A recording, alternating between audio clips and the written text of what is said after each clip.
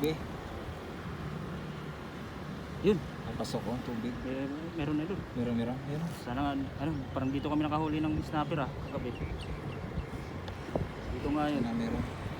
Sana mahuli natin. Malakas yung bumangga eh. Doon din ako nakahuli ako, si Bren.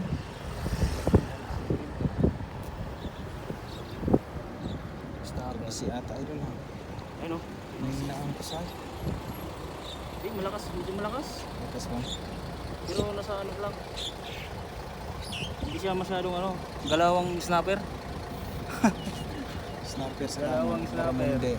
Hindi sila gaano pumupusag ba? Oo.